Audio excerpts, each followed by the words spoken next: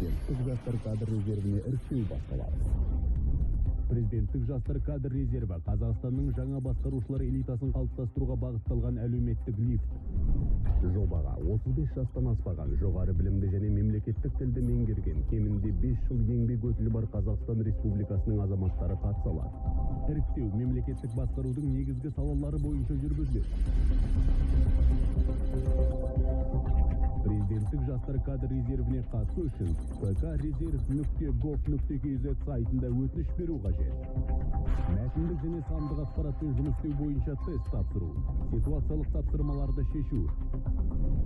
Әрі қарай сарапшылар үміткердің құзыреттерін топтық және жеке жаттығулардың нәтижелері бойынша бағалайды. Бұдан әрі әңгімелесу барысында қатысушы таңдалған сала бойынша өз идеясын таныстырады. Барлық кезеңнің кешенді нәтижелері бойынша ұлттық комиссия 50 кандидаттың тізімін қалыптастырады.